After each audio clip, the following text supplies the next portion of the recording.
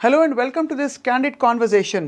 ఇది నిజంగా candid conversation అంటే చాలా నిజాయితీ గల పచ్చిగా మాట్లాడుకునే కాన్వర్జేషన్ కాబోతుంది అని అనుకుంటున్నాం. ఎందుకంటే choreographer Johnny master one of the most successful కొరియోగ్రాఫర్స్గా పేరు తెచ్చుకున్న సమయంలో ఒక్కసారిగా ఒక ఆరోపణల వెల్లువ, ఆ తర్వాత కోర్టు కేసులు, లైంగిక వేధింపులు జరిగాయని చెప్పి ఆయన మీద అనేక రకాల అలిగేషన్స్ రావడం, ఆయన కుటుంబం అంతా ఇన్వాల్వ్ కావడం, ఆయన జైలు పాలు కావడం, ఇదంతా చూస్తుండగా జరిగిపోయింది.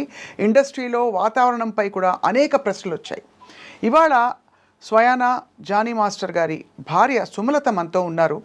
సుమ గతంలో రెండు ఛానల్స్కి ఇచ్చిన ఇంటర్వ్యూస్లో చాలా విషయాలు చెప్పుకున్నారు.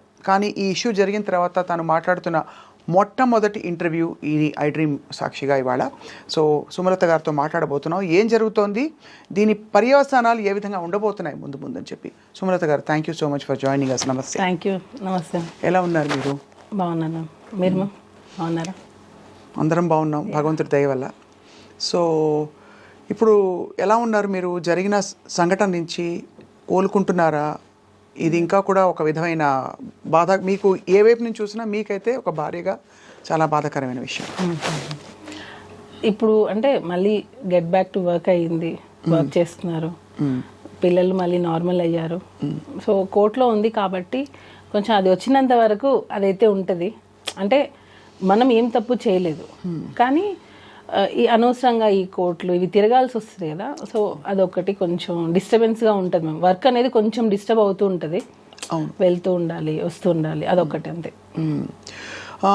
ఈ సంఘటన చాలా సీరియస్ అలిగేషన్ అనే విషయం మీకు తెలుసు. పాక్సో చట్టం అంటే చాలా చాలా తీవ్రమైన చట్టం. మీకు ఎప్పటి నుంచి తెలుసు తను సృష్టి?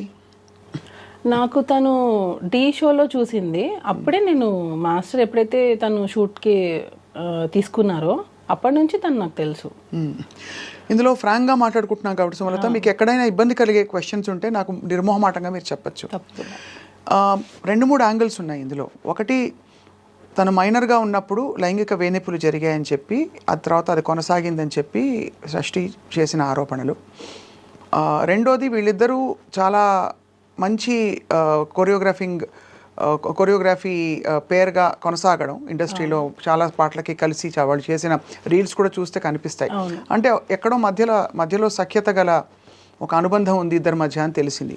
మంచి అసిస్టెంట్ అండ్ మాస్టర్ రిలేషన్ అనేది ఉంది. ఆ టైంలో మీరు ఎలా ఫీల్ అయ్యేవారు యాజ్ ఒక భార్యగా? ఎందుకంటే చాలా రూమర్స్ వచ్చాయి ఆ టైంకి. అవునవును. అంటే ఆ టైంలో ఏం రాలేదు రూమర్స్. ఎప్పుడైతే ఇది కేసు పెట్టారో దాని తర్వాత నుంచే ఇది ఎక్కువ హైలైట్ చేశారు. ఏమని ఇలా జరిగిందే? ఎందుకంటే దానికి ముందు అసలు ఆ అమ్మాయి ఎవరో తెలియదు. మాస్టర్ అందరికీ తెలుసు, పాన్ ఇండియా కొరియోగ్రాఫర్, సాంగ్స్ చేస్తున్నారు, హిట్ అయింది, నేషనల్ అవార్డు వచ్చింది, అది అందరికి తెలుసు. ఈ అమ్మాయి అనేది ఎవరికి తెలియదు. డీ షో వరకు తెలుసు, అసిస్టెంట్ గా చేస్తుందని తెలుసు తప్ప ఇలాంటిది ఒకటి జరుగుతుంది అన్నది ఎక్కడా అసలు లేదు కూడా. ఎవరు అసలు ఎప్పుడు అనుకోలేదు ఎప్పుడు కూడా. కాకపోతే నేను అంటే అది నా వయసు ఉందో లేదో నాకు తెలీదు, కానీ నేను ఒకటి చెప్పాలనుకుంటుంది ఏంటంటే, ఇలాంటి ఫేక్ కేసెస్ వల్ల, ఫేక్ ఎలిగేషన్స్ వల్ల రియల్గా ఎవరైతే సఫర్ అవుతున్నారో వాళ్ళకి న్యాయం జరగట్లేదు. అంటే టు బీ హానెస్ట్, ఇది జరుగుతుంది.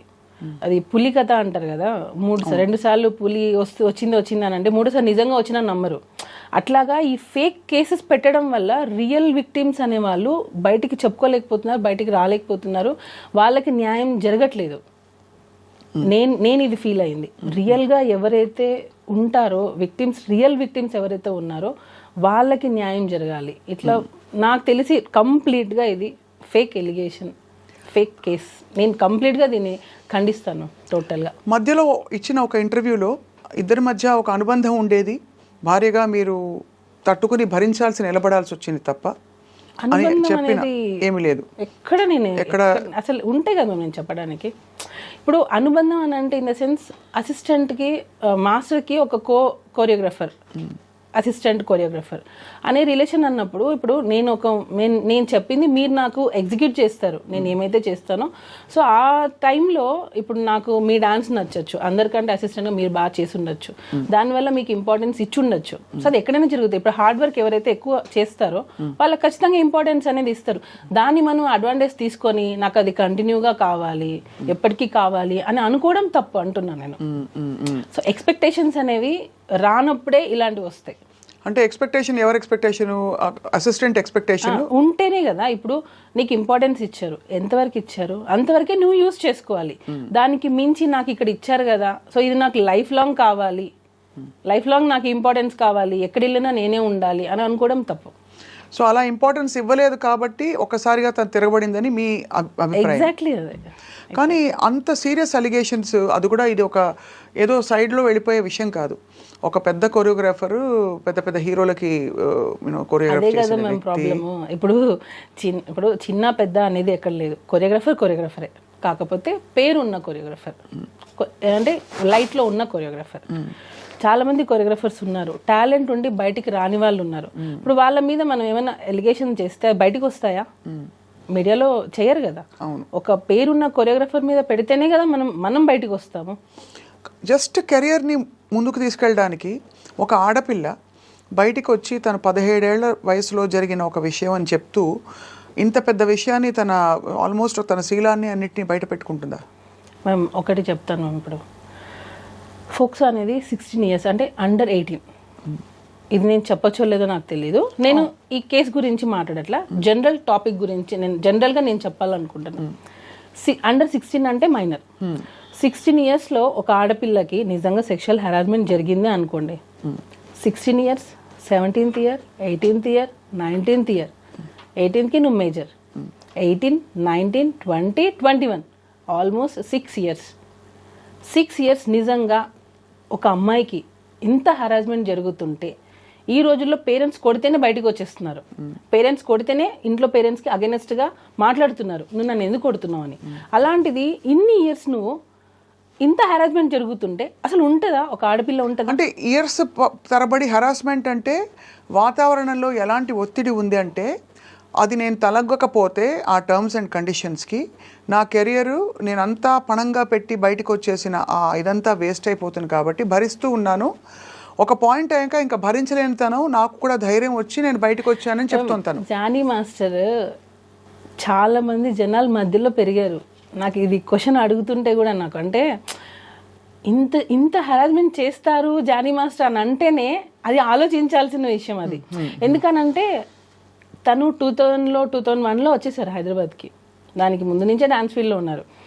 ఎంతమంది డైరెక్టర్స్ దగ్గర వర్క్ చేశారు, ఎంతమంది ప్రొడ్యూసర్స్, ఎంతమంది హీరోయిన్స్, ఎంతమందికి తెలియదు జానీ మాస్టర్. ఇన్ని సంవత్సరాలలో ఆల్మోస్ట్ 22 years అనుకుంటా ఇప్పటికీ. అంటే 2000 అంటే ఇప్పటికి 25, ఆల్మోస్ట్ 24 years. ఈ 24 yearsలో ఏ ఒక్క అమ్మాయి అయినా జానీ మాస్టర్ నన్ను హెరాస్ చేశారని వచ్చిందా? ఏ ఒక్క చిన్న కంప్లైంట్ అయినా వచ్చిందా? ఎక్కడా లేదు. ఇప్పుడు ఢీ షో నుంచే వచ్చారు ఆయన కూడా.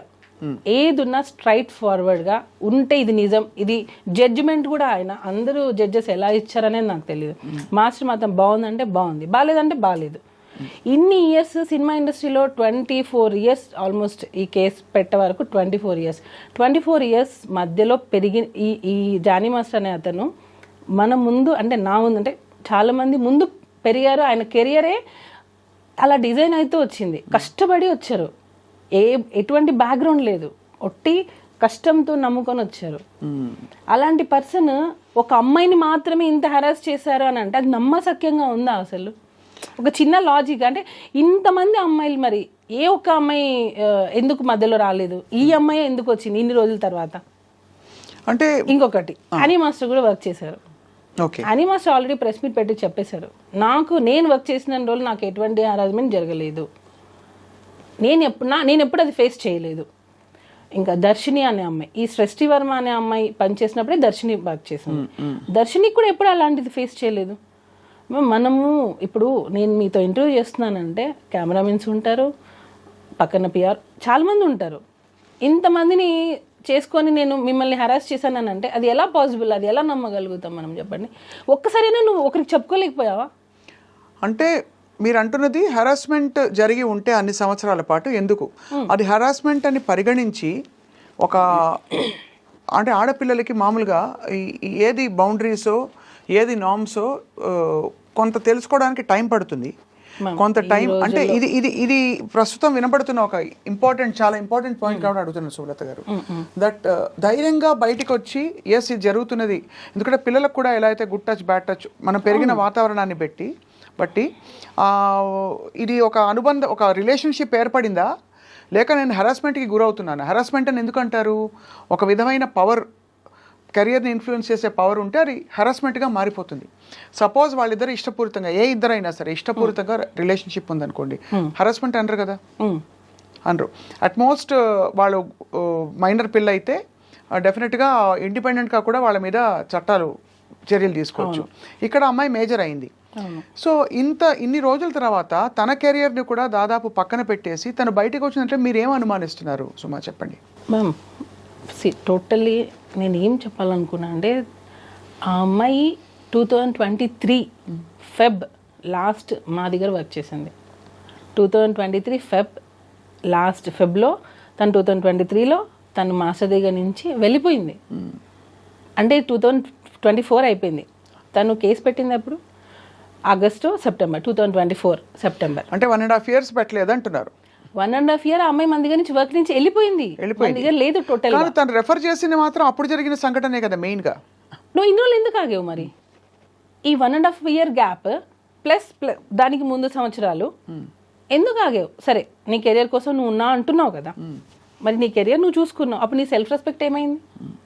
అంటే నీ వర్క్ కోసం నువ్వు ఏమైనా రెడీయా చేయడానికి?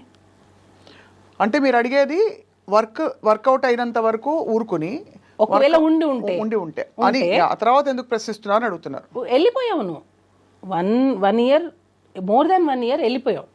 వెళ్ళిపోయిన తర్వాత నువ్వు ఎక్కడ కూడా నువ్వు మాస్టర్ దగ్గర రాలేదు, కాంటాక్ట్ లేదు అసలు నీకు. సో నువ్వు తర్వాత నువ్వు హెరాస్ ఫీల్ అయ్యావని ఎందుకు పెట్టావు? ఉండుంటే ఈ 1 year ముందే పెట్టి ఉండాలి కదా, అట్లీస్ట్ నువ్వు పోయే ముందైనా పెట్టేసి వెళ్ళిపోయి ఉండాలి కదా నీకు జరిగి ఉంటే. సో 1 year గ్యాప్ ఉంది, నో కాంటాక్ట్, నో ఫోన్స్, ఏమీ లేవు. ఎందుకనంటే నీ ప్రొఫెషన్ నువ్వు వేరే సాంగ్ చేసుకుని నువ్వు వెళ్ళిపోయావు.